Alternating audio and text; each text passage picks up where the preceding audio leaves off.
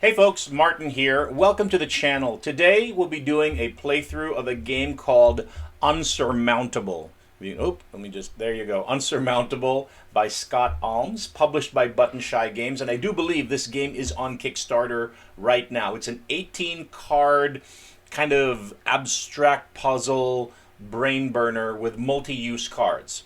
And that's about as much setup as I'm going to give you. I think the best thing to do is to just kind of jump right in. So let me go ahead and switch my my view here, and now I hope that you can see the whole table. Let me actually go ahead and move my monitor so that I can also accurately see what you're seeing. Okay, so let me quickly explain the game setup here. We are trying to build a path up a mountain. We're trying to build a mountain, and we're trying to build a path up a mountain. We're going to do that using these cards, using actually 17 cards, even though it's an 18 card game. Because one of your cards is the helicopter. And the helicopter is basically your one get out of jail free card, or one get out of trouble card. If you're really stuck, play the helicopter, discard the helicopter, and you might have another chance. Just enough of a chance to be able to not lose the game. So we'll see how that works out in a little bit. Let me put the helicopter just out of frame here. Okay, here at the bottom is what's called base camp. Okay, base camp is 5 cards. It's always going to be 5 cards. This leftmost card of base camp is called the front card. And the front card is important because it's the first card you're going to look at for the two options that you can do on each turn. Your first option is you can play the front card to your mountain. Okay, this area over here, this is going to be your mountain. Right now there's nothing there. It's going to be a 10 card mountain in a little bit, I hope. So that's the first thing that you want to do. If your first choice of action on your turn is you can play your front card, the leftmost card of your base camp, to your mountain. And there's placement rules that we'll go over in just a sec. Or, if you don't want to do that, if for whatever reason you're looking at your front card and you're saying, I don't want to do that, you can take a look at these 1, 2, 3, 4 other cards in your base camp, the ones that aren't the front card, and you can choose one of them to play for their printed effect, the effect that's printed on the card. Right? So for example, this one says, choose a card on the mountain and remove it from the game. Do not use its ability. Okay? That's one possibility. Here's another one that says, shuffle all cards from the base camp into the deck. And I'll show you one more. Reduce the size of base camp by 1 and then keep this card by the deck as a reminder. So basically on your turn, the choice you have to make is, do I play the front card, the leftmost card of base camp, to my mountain, or do I not do that and instead play one of the other 4 non-front cards for their effect? After I play it, I discard it. And then, because your base camp always has to have 5 cards, once you do that, either play a card to the mountain or play another card for its effect, then you draw another card from the deck, and then you place it to the right of the base camp. That's basically the gameplay. So here's the first thing. And I'm going to start playing this for you now. And I'm probably going to do horribly at this because I'm not very good at abstract puzzle games. But basically remember our goal. Our goal is we're trying to build a path up the mountain. Okay? So first things first, our first turn. Let's take a look at this card, the front card. And I'm looking at this and I'm saying, this is a path with this is a mountain, kind of like a road or a path area with kind of like 2 egresses down here and then 1 on the left side. This is not, as I'm looking at it, not an ideal card to play to my mountain, like to the base of my mountain. Because the way that the path is configured on it is just, it doesn't work. So I'm thinking I don't actually want to play this card, this front card, to my mountain right now. So if that's my decision, then I have to look at, do I want to look at one of these other cards these other 4 cards that are in my base camp that aren't the front card, and do I want to play one of them for their effect? So let's take a look at our options there. This one says reduce the size of base camp by 1. I don't really see a benefit to doing that right now. This one says shuffle all cards from the base camp into the deck. I might want to do that, because if I don't see any good options in my deck, in my base camp right now to play to the mountain, then this basically allows me to start over, start fresh with a new base camp. So that might be a good choice. Choose a card in the base camp and remove it from the game. Do not use its ability. That might work too. This could allow me to choose the front card, remove it from the game, and then the next card over there would become the front card. So maybe I want that. Or choose a card on the mountain and remove it from the game. Do not use its ability. This card can't use it for its ability right now because we don't yet have a mountain. So maybe I'll do this. Maybe I'll play shuffle all cards from the base camp into the deck. So I'm going to choose to use this card for its ability. I will discard this over here. Let's see, I'll discard it right to the side of the deck, or maybe above it. How about above it? There you go. I'll discard it right there. You can see that's the discard pile. And then we'll take all of the cards from base camp, and then we'll shuffle them into the deck. Okay, so our first move, our first action on our first turn is we actually didn't like our base camp, and so we played a card to shuffle all of the cards in base camp into the deck. And so that means now that we've shuffled it, we're going to set out all new 5 cards of base camp. There's the first one, second one, third one, fourth one, and fifth one. Okay, so now our second turn, let's take a look at our front card. I'm looking at this card and I'm thinking, okay, I could play this to my base, to the base of my mountain.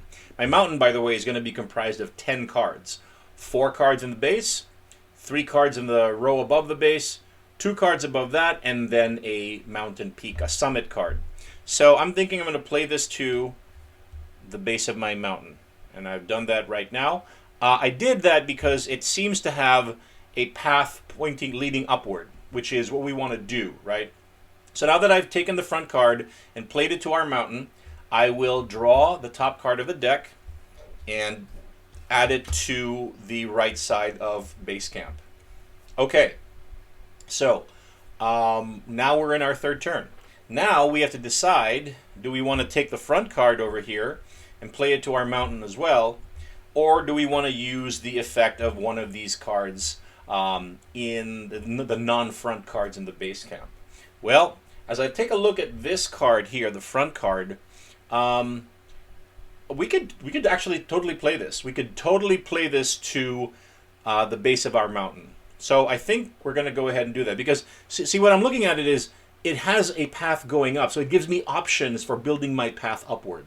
The other thing is you cannot place a card on your mountain unless there are already 2 cards kind of supporting it underneath. So I couldn't, for example, place this above this card that's already in my base, because there's not another card to support this card underneath. Every card in your mountain has to be supported by at least 2 cards beneath it. So, okay, I'm taking the front card and I'm playing it to the base of my mountain. There you go. That's my next move. Now we're going to go ahead and draw the top card, and we are going to continue. So now on our fourth turn, do I want to take this leftmost card, this front card, and do I want to play it to my mountain? And I mean, I could. It gives me options for paths upward, so that's a good thing.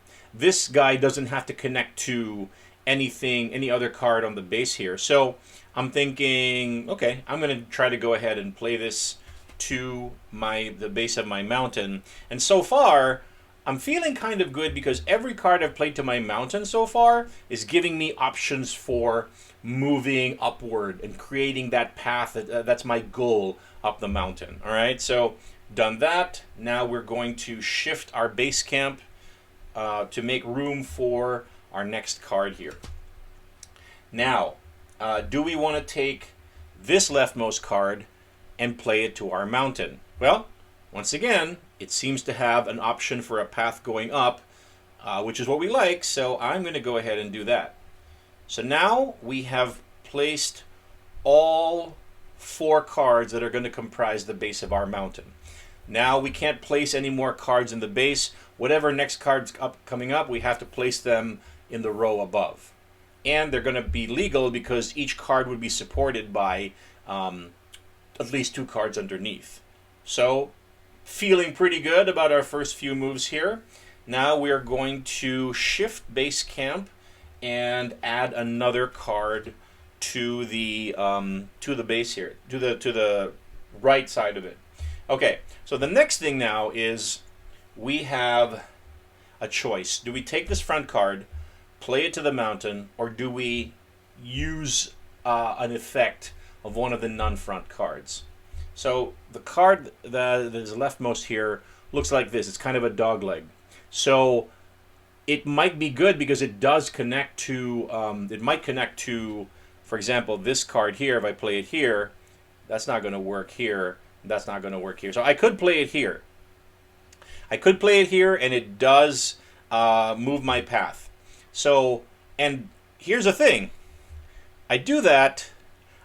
This card doesn't build me upward, but I'm looking at the card that's going to be my next front card in my next turn, and it's nice because, look at this. I could connect this path here to this path here, and then it gives me an upward option. So I'm thinking I'm going to stick with this, play this front card here in this location, and getting a little ahead of myself, getting a little excited here. I'm going to build base camp back up. Cool. So now we're going to do exactly what we previewed earlier, which is we're going to take the leftmost card and we are going to connect it to the left of this guy, because this so far is giving me a path from the base up to the next row above it, and then a possibility going up to the next row above that. So, and the other nice thing, there's actually 2 options here, because we've got a path here, and it's also, this guy also connects to down here. So I've got potentially 2 options for a path to go up the mountain. So I'm feeling pretty good about myself. Cool. And let's go ahead and build base camp back up. So now this leftmost card here is basically kind of useless to me right now from the path perspective, because I'm going to place it here and it doesn't connect to any other path. But that's okay, because we've actually got 2 options for the path to go up already. So we're feeling pretty good about that. And let's go ahead and place another card in base camp. Okay, so now we've got this guy, which is, this is the next leftmost card. And we could put it here, which doesn't help us, or we could put it here, which really doesn't help us. So I do not want to take this front card and play it to my mountain. There's no good move there.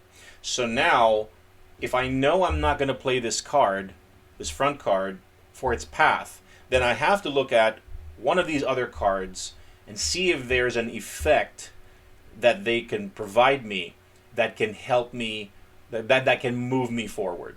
Okay? So what are my choices here?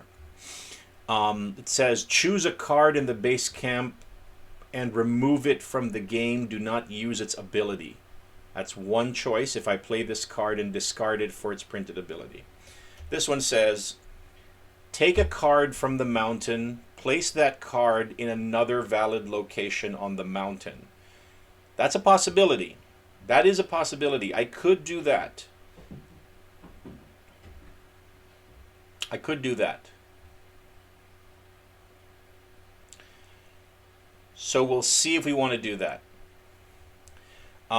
This one says swap any 2 cards on the mountain. Okay, that is also a possibility. And this one says swap 2 cards that are touching on the mountain. Okay. All right. What do we want to do here? If we take a card from the mountain and then place that card in a valid location, is there something that we could take and place? Well, okay. This isn't great. This guy isn't great. This guy would be perfect for me. Maybe. No, not really perfect. This gets hard. This gets very, very difficult, right? Because I could do that. Okay. So they're saying to take a card from the mountain and place it in another valid location on the mountain, or to swap any 2 cards on the mountain.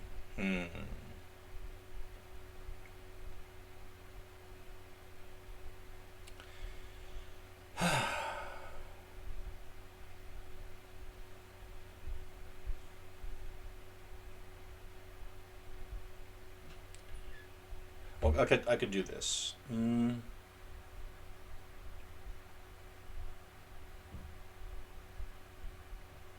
Okay, I think what I'll do. This is what I'll do. I will play this card that says swap any 2 cards on the mountain, and I will discard that because I'm playing it for its effect, and I will take these 2 cards here and I'll swap them.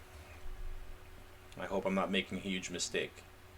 But the reason why I want to do that is because I still have a path from the base, and then when it gets up here, it gives me more options for being able to move up the mountain. Okay? So I think that's what I'm going to do. And then I'm going to take a card from the deck, and I'm going to add it to the right, and we continue. Okay, this is getting very tense for me right now, folks.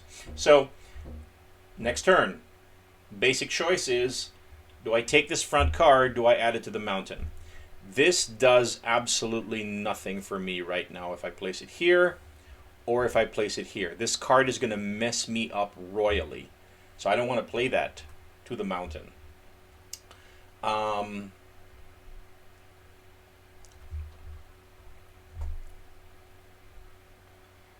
need to get rid of this front card.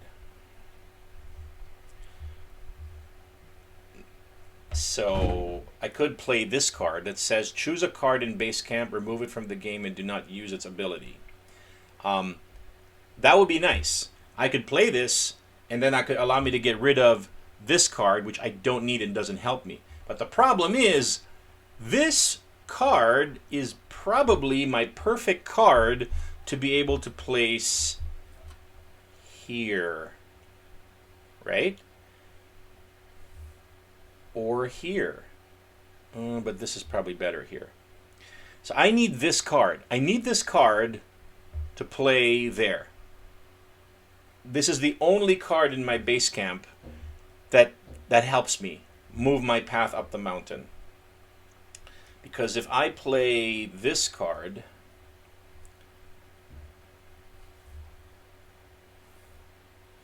that potentially could... This is hard. Yeah, this one doesn't help me. Doesn't really help me. But, so here's the thing. I need to get rid of... I can't play this front card. I cannot play it because it doesn't help me at all. And it doesn't really connect nicely to anything on my mountain right now. So I need to get rid of it. So, okay, that's what I'm going to do. I'm going to take this card here, choose a card in base camp, remove from the game, do not use its ability. So that means I'm going to discard this card to use its effect, and then I discard this card and not use its ability. Whew, that's a lot of cards. See, that's one of the other sources of tension in this game is you don't want to discard too many cards because if you run out of cards, you won't be able to build your mountain, and then you lose the game. But I needed to make those sacrifices. I was thinking I needed to make those sacrifices to get better options for being able to move up the mountain. So this is tense because there's only 3 cards left in my base camp, in my deck. But the good news is you do keep playing until you basically can't place cards anymore. So in other words, if you finish your cards in your base camp, or anyway. So we're going to keep playing here. We're going to continue to draw cards, and now we have to draw 2 to make 5 cards in base camp. Okay? And then we're looking at this leftmost card here, and we're saying, does this help me? Does this help me get up the mountain? If I take this card, and if I play it here, it does connect to my path. But it doesn't go straight up, which means I'd have to put something here which gets me up. If I place this card here, it's essentially the same thing. It doesn't make me go all the way up, but it helps me go. It helps me. It doesn't completely hurt me. So yes, I think what we're going to do is we're going to place this card, this front card, on the mountain, and we are going to place it here. By the way, this may not, I may not, this may go without saying, but once you play a card to the mountain, you can't move it unless a card effect allows you to move it. So, okay, I played that card to the mountain. Now, I have 1 more card in my deck. I play it to my, I play it, and now I have a base camp, and I have no more cards in my deck. And then the only play I have left now is this helicopter, which, if I'm in real in trouble, I can discard this helicopter to remove this card from the game, to choose a card in the base camp and place it at the bottom of the deck. Okay, so basically, let me just go ahead and make sure with the rules here about how the game ends. The game does not end until all cards are played from your row. Okay? Game end. If you have a card at the peak and you have completed a route from the bottom to the peak, then you've won the game. There must be a route leading from the bottom of a card from the bottom row and a lead to the top card. If you do not need to have a route leading to the top of the top card. You may still have cards left in your row or your deck. As soon as you accomplish this, then you win. If you ran out of cards before you reach the peak, then you have lost the game. Okay. So basically, we keep on playing as long as there's cards in base camp to be able to play. Okay. So, here we are. We do, so far, have a path. Have a path going from here to here, through here, and then up through there. And so this card here, this placement here is crucial because we need something that's going to lead upward. And as I look in my base camp, there's only 1 card. There's only 1 card that could potentially lead upward, and that's this one. And that's very far from the front. So this could be a problem. But what I do know is that I do not want to play this front card, which means I now have to look at one of the cards, the rest of the cards in my base camp, to play for their ability. So this one says increase the size of base camp by 1. Doesn't help me. This one says discard the front card and activate its ability, which is to swap 2 cards that are touching on the mountain. Okay. Let's see. Does that help me? Swap 2 cards that are touching on the mountain.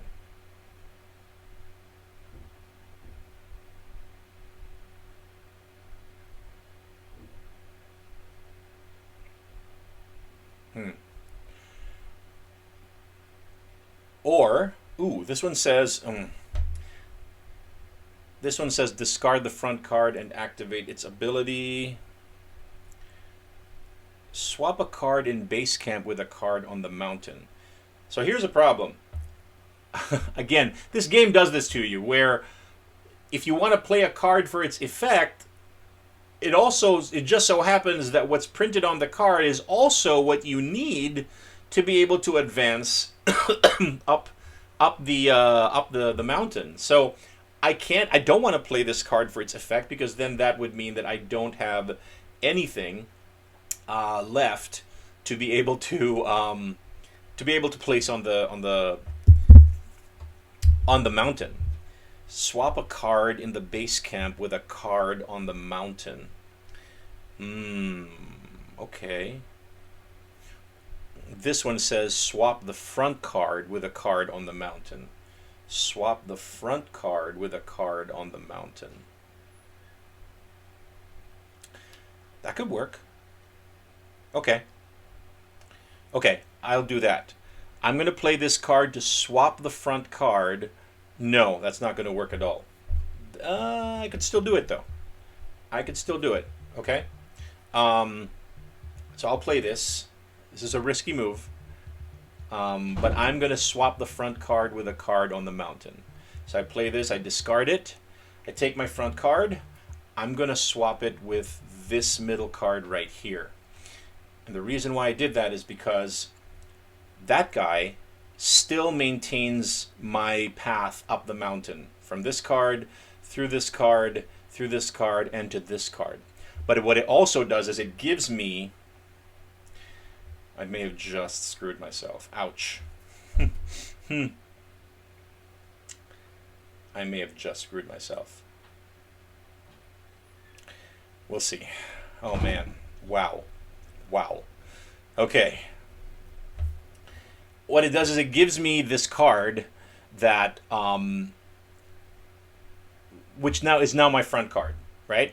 And then I can take this card as my front card and I can place it here, which supposedly gives me a path and a possibility to go up the mountain. But it doesn't really, because there's no... Let me just move the mountain down a little bit so you can see it in the frame.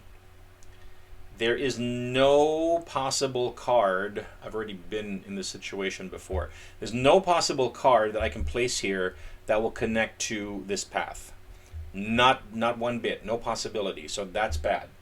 So I need to get rid of that card. Whew. This one says swap a card in the base camp with a card on the mountain. Oh my gosh. This is very, very bad.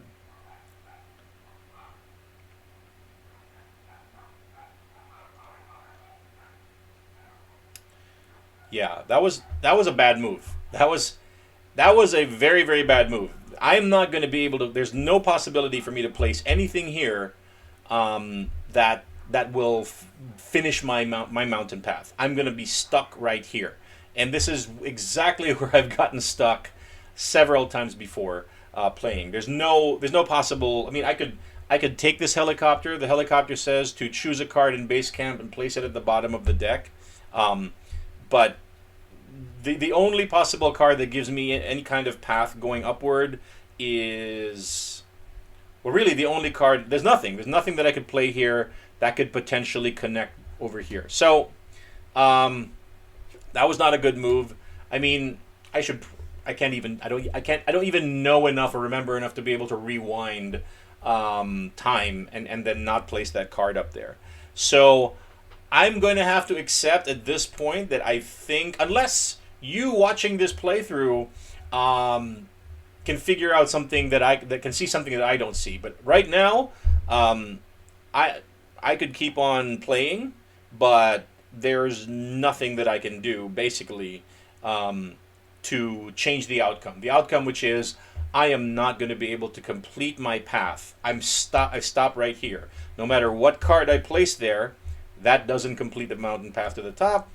This one doesn't complete a mountain path to the top, nor does this.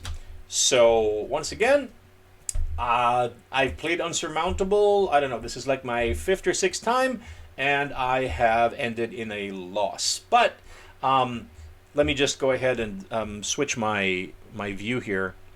What I will say is that I don't normally like abstract puzzle games, but I kind of like this one because I don't know what it is. You know, just the idea that you're building a path and that your basic choice is, do you use that leftmost card to try to continue your path, or do you take another card from base camp and use it for its ability? And then the tension of, remember, you don't want to use too many cards for their ability and discard them, because that is cutting down your options, your remaining options, to be able to play a card to the mountain and finish that path. So it's, and the game takes about 10-15 minutes, and then if you fail, which I have so far failed, I haven't actually succeeded in making that path yet because I'm just not very good at these types of games. Then it's very easy to just reshuffle the 17 card deck and the one, set aside the one helicopter, shuffle the 17 cards, and then just play again. It's very easy to learn.